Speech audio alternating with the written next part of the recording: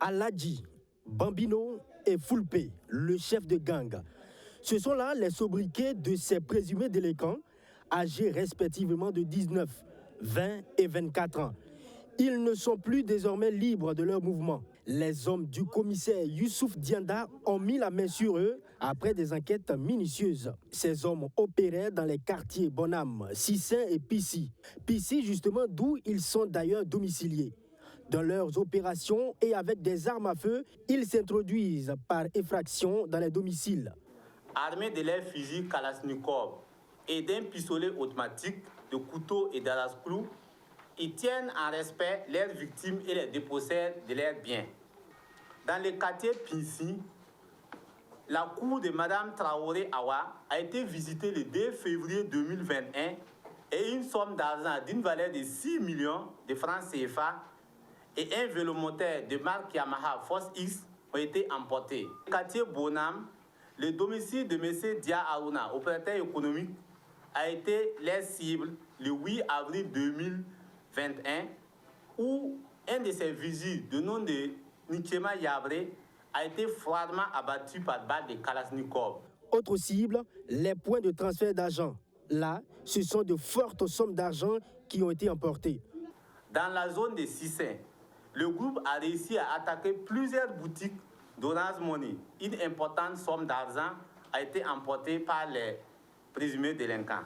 Le groupe va plus loin dans ses actions. Le chef des gangs est allé jusqu'à recruter plus d'une dizaine de jeunes garçons qu'il a convoyés à Kidal, au Mali, pour étoffer les rangs des groupes terroristes. Le chef de gang a réussi à recruter plus d'une dizaine de jeunes garçons qu'il a envoyés au nord Mali, précisément dans la ville de Kidal, pour livrer aux groupes armés terroristes. Pour plus de précision, en 2019, il a envoyé 5 et en 2020 également, il a envoyé 5. Le groupe a pu se procurer de la Kalachnikov, par exemple, dans la nature, suite aux événements de 2011, indique le commissaire Youssouf Dianda. Ils sont assez particuliers au regard des rapports entretenus avec des groupes terroristes du Mali. Pour ce faire, une unité spécialisée dans les enquêtes antiterroristes a été saisie pour approfondir l'enquête. En attendant, Sako Mohamed, l'une des victimes, se souvient de la nuit où il a été visité par ces derniers. C'était le 8 avril, dans la nuit du 8 avril 2021. Voilà, donc ils sont venus dans la soirée très tard, vers 1h, 2h.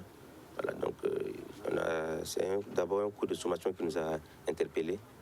Voilà, donc quand on est descendu pour voir ce qui s'était passé, bon, moi j'ai été en contact même avec l'un de celui qui tenait même la Kalachnikov. Voilà.